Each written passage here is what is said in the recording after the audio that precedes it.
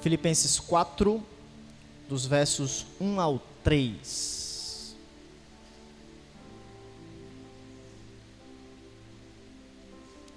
Todos encontraram? Amém? Nos diz assim a palavra de Deus. Portanto, meus irmãos, amados e muito saudosos, minha alegria e coroa, sim, amados, permanecei deste modo firmes no Senhor. Rogo a Evódia e rogo a Síndique, pensem concordemente no Senhor. A ti, fiel companheiro de jugo, também peço que as auxilies, pois juntas se esforçaram comigo no Evangelho, também com Clemente e com os demais cooperadores meus, cujos nomes se encontram no livro da vida. Te rogamos, Pai, mais uma vez, pela tua rica bênção, pela tua palavra que se inicia nesse momento. Nós suplicamos ao Senhor mais uma vez que o Senhor possa se fazer presente, continuar nos abençoando mais e mais, através da exposição da mesma, das Escrituras, que é poderosa e eficaz para atingir todo o propósito que está segundo a tua vontade. Suplicamos, te rogamos, te bendizemos, que o Senhor possa descer até nós. A nossa oração que sobe até os céus, pela intercessão de Cristo, nós te pedimos ao mesmo tempo que essa comunhão possa ser plena, onde o Senhor possa vir sobre nós com o teu poder, nos iluminando com o teu Santo Espírito, para recebermos aquilo que o Senhor tem para nós. Por isso, ó Deus, nos ajuda de maneira abençoadora nessa noite. É isso que nós te pedimos, no nome de Cristo. Amém. Graças a Deus, chegamos no capítulo final da carta de Paulo aos Filipenses, e como é de costume, em suas cartas, Paulo, na maioria das vezes, inclui, sempre no final das suas cartas, algumas advertências finais. E junto com essas advertências finais, algumas saudações. Então nós temos um capítulo aqui que nós podemos esboçar de maneira bastante simples. Os versículos 1 ao 9, nós temos essas exortações finais, seguidas de agradecimento pelo apóstolo Paulo, nos versículos 10 ao 19. Depois, o versículo 21 e 22, essa saudação propriamente dita. E o versículo 23, a graça do Senhor Jesus Cristo seja com o vosso espírito, essa habitual bênção que sempre o apóstolo Paulo, ele finalizava diante das suas cartas. Outro fator interessante do final do capítulo 4 é que Paulo reúne vários temas já citados ao decorrer dessa maravilhosa epístola que nós temos visto. Ele faz uma espécie de resumo final. Por exemplo, o capítulo 4, quando nos diz permanecei deste modo firmes no Senhor, tudo indica ter em vista o capítulo 1, versículo 27, quando ele vai falar sobre os perseguidores, que nós devemos estar firmes. Depois, o capítulo 3, os falsos mestres. E o capítulo 3, a última pregação que nós vimos, os versículos 18 ao 19, possivelmente, esses cristãos professos, onde nós, diante dessas circunstâncias difíceis, devemos permanecer firmes ao Senhor. Então, Paulo pede uma postura firme diante desses movimentos malignos. Quando chega no capítulo 4, ele resume mais uma vez, permanecei, pois, firmes no Senhor. Segunda coisa interessante que os irmãos precisam ter em mente no capítulo 4 é que nós temos um conflito entre duas mulheres que a Bíblia aqui coloca diante de nós, Evódia e Síndique. Ou seja, Paulo está resumindo o que ele já falou no capítulo 2, o capítulo da unidade, o capítulo do exemplo, o capítulo do altruísmo. E possivelmente Paulo já antecipou no capítulo 2 acerca desse conflito que estava existindo, e aqui no capítulo 4 ele volta mais uma vez resumindo essas advertências. O capítulo 4, versículo 4, nós temos aqui o tema da alegria, que Paulo, ao decorrer da carta, sempre vai colocando a percepção de que nós devemos nos alegrar em todas as circunstâncias. E por fim, nós temos essa mentalidade cristã que ele coloca no versículo 8, e no versículo 9 do capítulo 4, onde nós devemos pensar, devemos sempre olhar para tudo que é respeitável, verdadeiro, puro, aquilo que é saudável diante de Deus. Quando nós chegamos no capítulo 1, capítulo 2, o capítulo 3, veja, por exemplo, capítulo 3, versículo 15, todos, pois que somos perfeitos, tenhamos este sentimento. E se porventura pensais de outro modo, então é a doutrina do pensamento cristão. Paulo, mais uma vez, está retornando aquilo que ele falou anteriormente, o versículo 19, da mesma forma, onde o destino destas pessoas que não estão com Cristo é a perdição, porque o seu pensamento se preocupa ou está nas coisas terrenas. Então, o capítulo 4 é uma espécie de resumo final, e o apóstolo Paulo quer refletir mais uma vez o que ele falou, aplicando para esses irmãos essas advertências finais, para que essa igreja possa atingir aquilo que é perfeito no Senhor. Então, duas coisas nós iremos aprender nessa noite, diante deste capítulo 4, os versículos 1 ao 3. Em primeiro lugar, devemos permanecer firmes, e segundo, devemos encontrar unidade no meio do conflito. Primeiro, devemos permanecer firmes.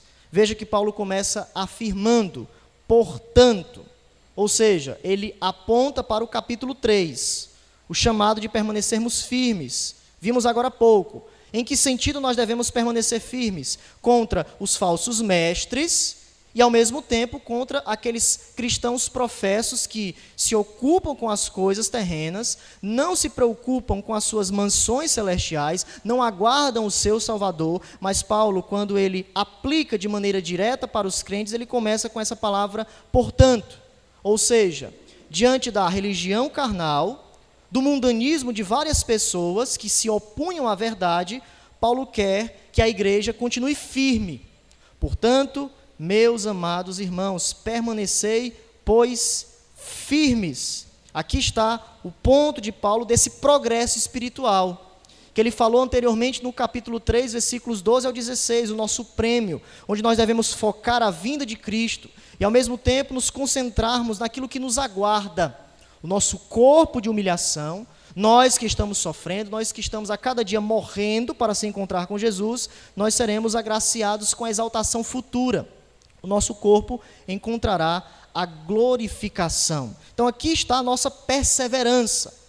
A perseverança está justamente em permanecermos firmes naquilo que o Senhor nos tem designado. O apóstolo Paulo aplica o capítulo 4 nos mostrando que nós devemos observar que o cristianismo é algo sério, é algo que nós precisamos a cada dia ter em mente, que exige uma perseverança. E à vista disso, meus irmãos, se os irmãos observarem o texto, Paulo, diante dessa perseverança, vai colocar 5 frases afetuosas. Essas 5 frases denotam o carinho de Paulo por essa igreja. Alguns até intitulam Filipenses como essa carta da amizade. Existia esse estilo literário de eu escrever para pessoas tão amadas, de uma forma de amizade, de profundidade, de afeto, de carinho, de amor. E Paulo, ele está refletindo esse contexto da sua época, colocando essa amizade cristã entre ele e esses irmãos de maneira bastante profunda, prática na vida desses irmãos. Então veja que a primeira palavra que ele começa é justamente depois desse permanecer, portanto, vocês devem permanecer firmes, meus irmãos. Essa frase aparece ao decorrer da epístola, por exemplo, capítulo 1, se os irmãos observarem, o versículo 12, quero ainda, irmãos, cientificar-vos de que as coisas que me aconteceram têm antes contribuído para o progresso do Evangelho. Capítulo 3, versículo 1, veja, quanto ao mais, irmãos meus, alegrai-vos no Senhor. Versículo 13, irmãos, quanto a mim não julgo havê-lo alcançado, mas uma coisa faço, esquecendo-me das coisas que para trás ficam e avançando para as que diante de mim estão. E o versículo 17, irmãos, sede imitadores meus. Então essa frase afetuosa, quando Paulo está colocando a perseverança e ele se relaciona com esses irmãos maravilhosos, reflete identificação. Eu estou identificado com vocês. Nós temos um único propósito, ou seja, nós fazemos parte da mesma família. Essa palavra, essa expressão, meus irmãos, quer denotar justamente isso. Nós temos uma família celestial. Temos parentes nessa vida. Porém, há algo além dessa questão, desse relacionamento de sangue. Nós temos crentes que, através da comunhão em Cristo, se relacionam de maneira eterna, celestial, uma família. A igreja, a casa de Deus. Então, tudo que Paulo diz acerca deles deriva desta família, deste pertencimento. Nós pertencemos a uma família. Qual é a nossa família? A família de Deus, meus irmãos. É a primeira expressão que o apóstolo Paulo inicia nessa perseverança afetuosa. Nós fazemos parte de uma família celestial. Mas ele continua, amados. Essa palavra que foi colocada no capítulo 2, veja, no versículo 12, mais uma vez enfatizando esse desenvolvimento espiritual, Paulo se relacionando com eles, assim, pois, amados meus, como sempre obedecestes, não só na minha presença, porém, muito mais agora, na minha ausência, desenvolvei a vossa salvação. Então, primeiro, meus irmãos, nós fazemos parte de uma família celestial. Depois, amados, ou seja, demonstra o carinho de Paulo por essa igreja. E esse carinho no coração de Paulo era tão expressivo que ele repete 2 vezes essa palavra. Meus irmãos amados e muito saudosos, minha alegria e minha coroa, sim, amados, permanecei firmes, ou seja, ele quer dar ênfase ao seu argumento, dar ênfase ao seu profundo carinho, o quanto ele ama essa igreja. O quanto ele pensava e orava por essa igreja, e ele qualifica ela de maneira bastante pessoal. Fazemos parte da mesma família, mas ao mesmo tempo, nós somos amados. Nós temos uma profundidade de relacionamento, porque Jesus nos amou e nós amamos uns aos outros. Ele prossegue, e muito saudosos. Essa expressão quer demonstrar a extensão do desejo de Paulo em querer estar com eles. A gente pode traduzir como, eu tenho saudade de vocês. Nós fazemos parte da mesma família, eu tenho um profundo anseio e eu tenho saudade de vocês. Paulo já declarou isso no capítulo 1, versículo 8, veja, quando ele fala sobre essa saudade. Pois minha testemunha é Deus da saudade que tenho de todos vós e da terna misericórdia de Cristo Jesus. Então Paulo desejava muito estar com essa igreja. Diante da prisão, ele desejava muito, ele ansiava estar com essa igreja, ver esses irmãos. Então, aqui Paulo está denotando, meus irmãos, esse desejo ardente, a percepção de que estar com o povo de Deus é bênção do Senhor. Muitas vezes queremos estar afastados, mas estar com a igreja de Cristo é algo muito maravilhoso. E Paulo faz isso, tenho saudade de vocês. Eu estou na prisão, mas o meu desejo ardente é sair das cadeias e estar ao lado de vocês, cultuar com vocês, recebermos as bênçãos de Deus uns para com os outros. Paulo prossegue e fala, minha alegria. Para muitos, a alegria é o termo principal da carta de Paulo aos Filipenses, e a gente observa no capítulo 1, versículo 4, veja, como eu falei, o capítulo 4 é um resumo, mas só para os irmãos perceberem os conectivos que existem, o desenvolvimento da carta, para que a gente perceba o pensamento do apóstolo Paulo, quando ele fala sobre muito saudosos, minha alegria, minha coroa, e assim sucessivamente. No capítulo 1, versículo 4, veja, fazendo sempre com alegria, súplicas por todos vós. Então Paulo orava com alegria quando ele lembrava desses irmãos.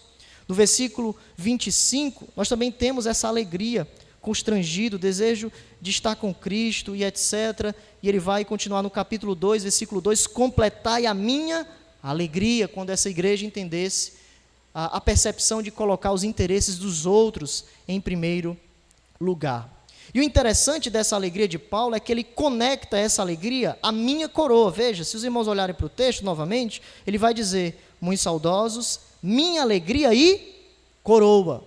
Então ele coloca essa coroa junto com essa alegria, essa combinação, trazendo, irmãos, e é muito importante os irmãos perceberem isso na argumentação de Paulo quando ele está finalizando a carta.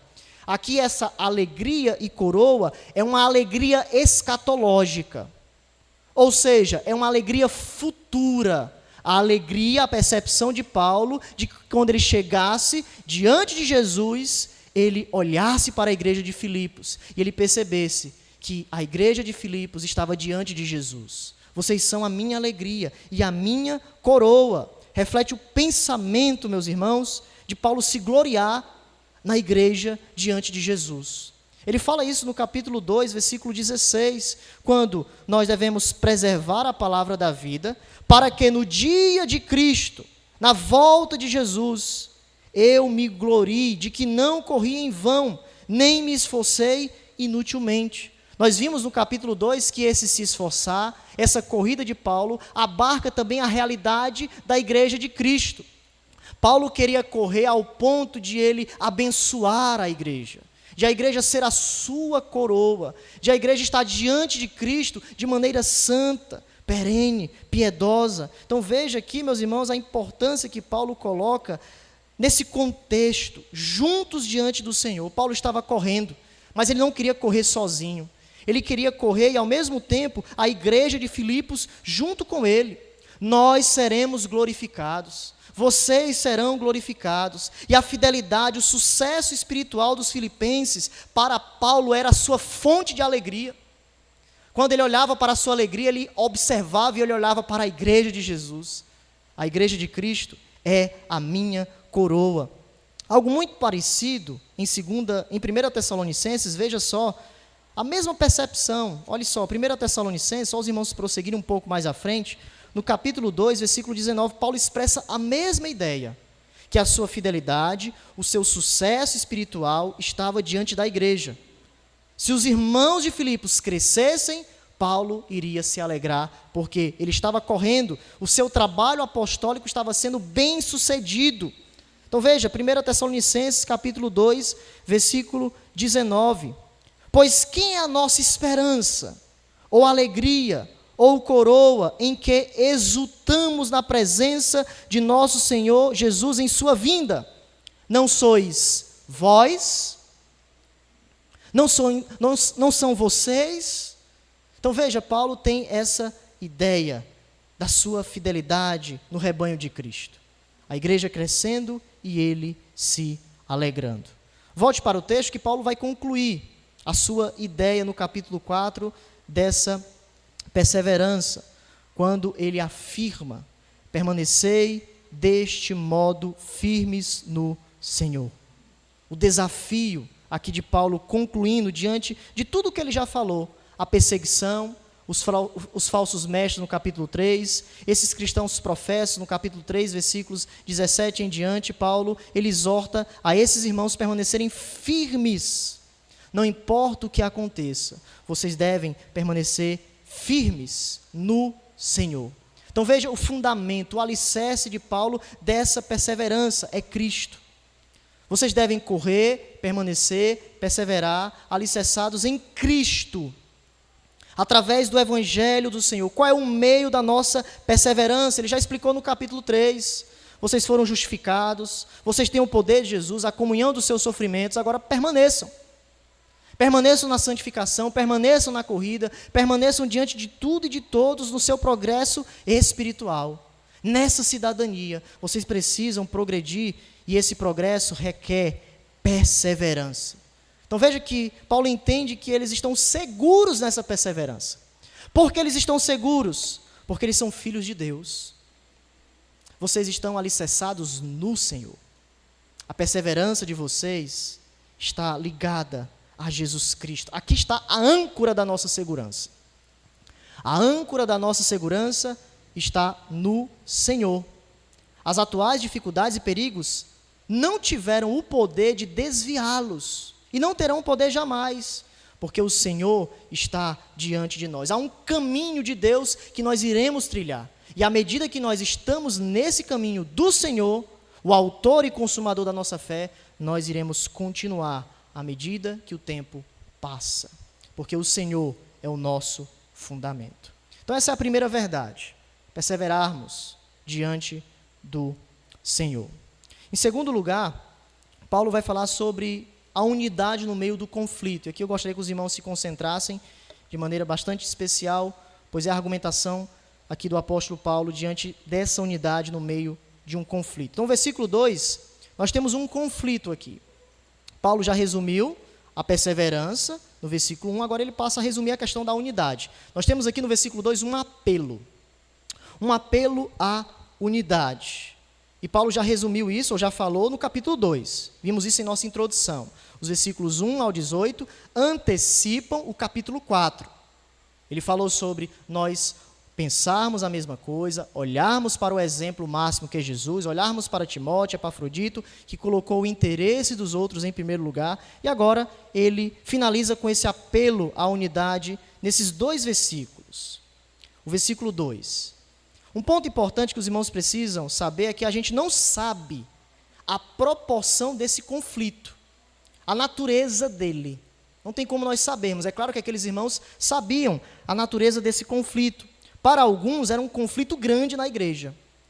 Por que era um conflito grande? Porque Paulo antecipou o capítulo 2 e agora está finalizando o capítulo 4, resumindo essas 2 irmãs que possivelmente, se nós estivermos certos nessa natureza, nessa proporção gigantesca, havia partidos ou grupos dentro da igreja. O grupo de Evódia e o grupo de Síndique, ao ponto de alguma maneira estarem ali pervertendo, prejudicando a unidade cristã. E Paulo agora resume o seu apelo final a essas 2 irmãs, que possivelmente eram muito influentes. É muito interessante a gente observar que Paulo está utilizando possivelmente essa realidade aqui, esse conflito que existia dentro da igreja. Para outros, Paulo apenas está pegando um exemplo simples de desentendimento e foca essa unidade. Porém, pela argumentação do capítulo 2, pelos conectivos que são bastante relacionados, que a gente vai observar aqui, parece que estava havendo uma divisão, podemos dizer, muito grande dentro dessa igreja, ao ponto de prejudicar ou parar certas coisas da igreja, ao ponto de a unidade estar sendo colocado de lado. Então veja que Paulo, ele coloca aqui, quando ele vai falar sobre esse conflito, isso é muito interessante, quando ele diz o seguinte sobre essas irmãs: essas mulheres de alguma forma possuíam uma influência significativa na igreja, pois lutaram ao meu lado na causa do evangelho. Então essas irmãs eram cooperadoras de Paulo. E quando a gente chega em Atos capítulo 16, vá para lá para você ver uma coisa interessante, quando Paulo ele vai pregar, e temos aqui o fundamento, da igreja de Filipos, nós temos a participação de mulheres cooperadoras. Entre elas, nós temos a famosa Lídia, que se converteu através da pregação de Paulo. Entre Lídia, estavam outras mulheres, que possivelmente nós temos aqui esses nomes, Evódia e Síndique. Veja o capítulo 16, os versículos 13 ao 15, para os irmãos perceberem a importância diante do contexto de Filipos e quando o apóstolo Paulo agora está escrevendo. Parece que não era algo apenas pessoal entre essas 2 irmãs, havia algo substantivo que de alguma forma estava prejudicando a liderança da igreja. Olha só o capítulo 16, os versículos 13 ao 15. No sábado, saímos da cidade para junto do rio, onde nos pareceu haver um lugar de oração. E assentando-nos, falamos às mulheres que para ali tinham concorrido. Certa mulher chamada Lídia, da cidade de Tiatira, vendedora de púrpura, temente a Deus, nos escutava. O Senhor lhe abriu o coração para atender às coisas que Paulo dizia. Então, alguns acreditam que Lídia foi a primeira convertida da igreja de Filipos, uma mulher. E a Bíblia relata que outras mulheres estavam lá com Lídia, ouvindo a palavra de Deus. E quando o apóstolo Paulo chega no capítulo 4, nos diz: pois lutaram ao meu lado na causa do evangelho. Então, outras mulheres possivelmente ajudaram de alguma forma a liderança ou o crescimento daquela igreja. E no desenvolvimento do progresso dessa igreja, alguma coisa ocorreu, um conflito ao ponto de eles perderem a unidade. Porque elas iniciaram e elas tinham essa influência. Então, grupos começaram a surgir diante de Paulo aqui, e Paulo, sabendo, ele escreve para que essas irmãs voltem à reconciliação. Volte para o texto que ele vai dizer o seguinte, perceba a argumentação de Paulo. Paulo vai começar afirmando da seguinte maneira: rogo a Evódia e rogo a Síndique. Olhe para o texto e perceba que Paulo repete o verbo rogar 2 vezes. Rogo a uma irmã e rogo a outra irmã, porque isso é importante, essas 2 vezes, esse rogar, esse pedido, tanto para uma como para a outra. O intuito de Paulo com essa repetição é dirigir separadamente a cada uma delas. Paulo não quer tomar partido, parece, quando ele escreve aqui, ele quer ser imparcial. Ou seja, Paulo não está preocupado com a questão de quem estava certo. Não era esse o ponto de Paulo, mas sim com a necessidade, em primeiro lugar, de reconciliação. Rogo a cada uma de vocês. E o interessante é que eu, meditando sobre essa epístola, porque Paulo mais à frente vai falar sobre a importância de a igreja intervir nisso, essas 2 irmãs, como a leitura era pública, chegou o dia de, na leitura, elas serem citadas de maneira pública na igreja. Está o capítulo 1, o capítulo 2, o capítulo 3, aí chega o capítulo 4. Aí o líder da igreja lê: rogo a fulana e a ciclana, reconciliem-se em Jesus diante de todos. A leitura pública, a carta seria lida a toda a congregação. Então isso é mais um ponto de que Paulo ele não quer tomar partido, porque ele precisa ser imparcial. A igreja que deve intervir nessa questão, porque eles estão diante desses relacionamentos. Paulo considerou a imparcialidade importante aqui. Rogo a Evódia, rogo a Síndique, a vocês 2. E onde está a direção desse rogar? Ele prossegue: pensem concordemente no Senhor.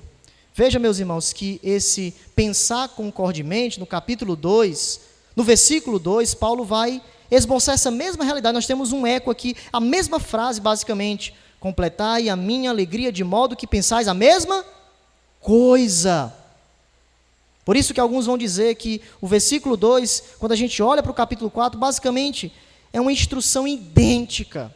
Paulo está antecipando o capítulo 2 sobre essa realidade, esses grupos, essas influências que estavam destruindo de alguma forma a unidade da igreja. Essas 2 mulheres estavam envolvidas, de alguma forma.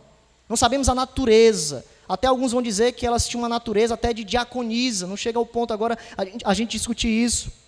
Porque o capítulo 1 de Filipenses começa de uma forma que nenhuma outra começa: aos bispos e diáconos, liderança. Então, alguma coisa estava ocorrendo na liderança, desunião, por conta da influência dessas 2 mulheres. A natureza é discutível, mas o que nós temos aqui em mente é que elas precisam avançar em pensar a mesma coisa no Senhor, em questões essenciais, porque a igreja estava sofrendo por causa disso. A igreja estava sendo prejudicada de alguma forma, e para eles avançar, eles precisavam, ou essas irmãs, se unirem em Cristo, pensarem concordemente segundo a vocação de Cristo em suas vidas, E Paulo mais uma vez coloca aqui: no Senhor. Vocês devem pensar no Senhor por quê? Porque as disputas, elas jamais podem ser resolvidas com algo puramente humano. Não tem como a gente resolver algo puramente humano. Eu rogo a vocês que vocês pensem concordemente no Senhor. A fonte é o Senhor. Deixem as divergências de lado e olhem para o Senhor. Olhem para Cristo. Ele é a fonte de tudo. Então, diante desse conflito, Paulo roga e, ao mesmo tempo, pensem no Senhor. Olhem para a reconciliação em Cristo. Mas não somente isso, Paulo vai continuar e vai expandir que nesse conflito há uma necessidade. Qual é a necessidade, pastor? A igreja tem que se envolver. Olha só. Paulo começa afirmando, e Paulo nos ensina que a maioria dos conflitos, ou certos conflitos, certas pessoas que estão neles, não vão conseguir resolver. Essas 2 irmãs precisavam da ajuda da igreja. Elas não estavam conseguindo resolverem sozinhas. E Paulo coloca uma necessidade, o envolvimento da igreja. A ti, fiel companheiro de jugo, também peço que as... O que é que diz aqui, irmãos? Auxilies. Então parece que a igreja estava olhando para o lado. Parece que a igreja não queria se envolver em resolver esse conflito. E diante disso, Paulo vai estabelecer vários princípios aqui. A primeira delas é: a igreja precisa se envolver. Os maduros espirituais, a liderança da igreja precisa intervir. A ti, fiel companheiro, eu te julgo, você deve auxiliá-las. Um fator interessante desse companheiro é que Paulo não cita o nome dele. Quando a gente olha para as mulheres, ele cita as duas mulheres e Clemente, mas não cita o nome desse companheiro. Então, para alguns, vão dizer que a gente deve traduzir esse companheiro como um nome próprio. O nome grego que está aqui é Zízigo. Algumas traduções vai colocar: a ti, fiel Zízigo, de julgo também peço que as auxilies. Porque Paulo citou o nome de duas irmãs, citou o nome de Clemente, então, para seguir o progresso do texto, ele também tem que citar, de maneira literal, o nome desse personagem importante na igreja. Então, Zízigo é o nome possível dessa pessoa. Porém, é mais provável que Paulo não sentiu a necessidade de colocar o nome dessa pessoa. Ele era uma pessoa conhecida. Por que a gente diz isso? Porque não há evidências de que essa palavra grega ela foi usada como nome próprio no mundo antigo. É assim muito raro. Então, como a gente não tem um nome Zízigo naquele período, então possivelmente a tradução está correta. É uma pessoa que Paulo identificou como um companheiro. Quem seria essa pessoa? Alguns vão dizer que era Timóteo, Epafrodito, Lucas, Silas, porque todos eles foram citados no Novo Testamento como companheiros de Paulo. Então, a gente aqui pode afirmar que Paulo está qualificando esse indivíduo como um companheiro que está capacitado para intervir nessa situação. O verbo grego aqui, auxilis, conota essa participação ativa. Você deve auxiliá-los, ou seja, é uma participação ativa. Você não deve ficar de fora disso, mas você deve agir. Essas mulheres precisam da assistência prática para superar as suas diferenças.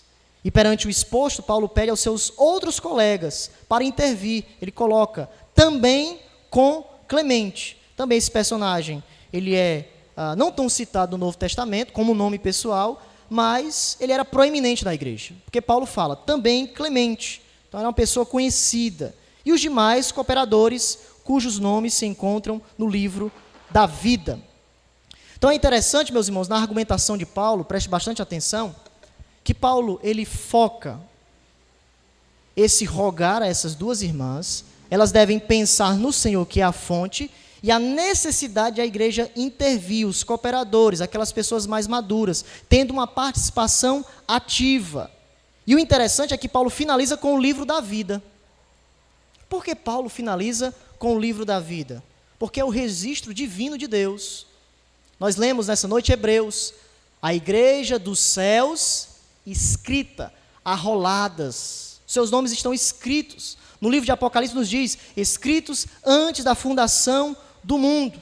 Então Paulo está falando de cidadania. Como é que os cidadãos do reino devem viver? Como a igreja dos céus andam. A igreja que está nos céus, a igreja universal, ela já está com Cristo, a sua morada celestial. E nós estamos peregrinando para chegar lá.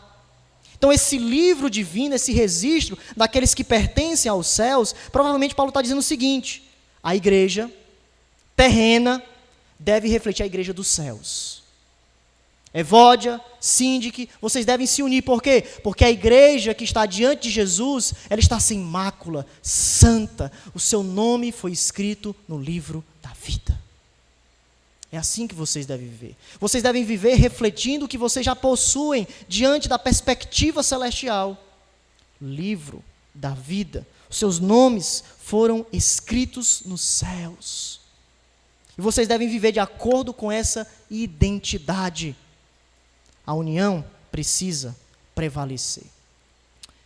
Algumas aplicações, meus irmãos, basicamente duas por conta do tempo diante desse texto. A primeira delas, bastante simples. Precisamos perseverar no Senhor. Mas guarde essa expressão. No Senhor. Em maiúsculo. Precisamos perseverar no Senhor. À luz de tudo que Paulo falou, Paulo exorta, vocês devem permanecer firmes, isto é, suportar, perseverar. Não desistam da sua caminhada cristã. E Paulo lança esse apelo, a perseverança, a nossa cidadania diante do retorno culminante de Jesus. Paulo nos encoraja, diante de todas as situações, a nós perseverarmos firmes, sermos fiéis em nosso casamento, em nossa educação de filhos, como igreja, una no Senhor. Porém, irmãos, como eu falei, os irmãos precisam guardar no Senhor. Por que isso é importante? Porque Paulo qualifica a nossa perseverança. Não é uma perseverança, uma corrida em si mesmo. É no Senhor. E essa expressão no Senhor, se os irmãos lerem e observarem no capítulo 1, versículo 14, Paulo vai falar no Senhor, veja, algo bastante rápido, os irmãos entenderem a importância de tudo que nós formos fazer, o Senhor deve estar envolvido. O capítulo 1, versículo 14, esses irmãos, os irmãos de Roma, iriam ser estimulados em quem? No Senhor. Paulo está preso, mas, irmãos, que vocês possam ser encorajados, estimulados no Senhor por minhas algemas. O capítulo 2, versículo 19, perceba, espero, porém, no Senhor Jesus, mandar-vos Timóteo. Eu tenho um desejo muito grande, mas que o Senhor confirme esses planos missionários. No capítulo 2, versículo 29, sob Epafrodito nos diz, recebei-o, pois, no Senhor, porque Ele colocou o interesse de vocês em primeiro lugar. Honrai sempre a homens como estes. Então, meus irmãos, por que essa expressão no Senhor é importante? Porque é a maneira de eu e você perseverar. É a fonte. Precisamos desse lembrete, porque a nossa força não se encontra no tempo que temos de cristãos. A sua força não está na sua experiência, na sua inteligência, no tanto de leitura bíblica que você tem, em quantas viagens missionárias você obteve ao decorrer da sua caminhada. Não. Nossa força está em nossa união com Cristo, em nosso relacionamento com Ele. É disso o que nós precisamos, conhecer a Jesus. E nós falamos muito, persevere em sua leitura bíblica, persevere em oração, você precisa se santificar, e tantas outras coisas que a gente fala, mas meus irmãos, a gente precisa perguntar, se isso é no Senhor. Se a nossa leitura bíblica é verdadeira, se a nossa oração foca um relacionamento íntimo com Jesus, aqui está o ponto da nossa perseverança, da nossa corrida. Não é apenas correr, não é apenas perseverar, mas é perguntar se eu corro com Jesus, se eu oro, se eu leio, se eu busco a Jesus, se eu vivo dentro de uma esfera do senhorio de Cristo. Eu estou nessa noite aqui, mas eu estou com Jesus.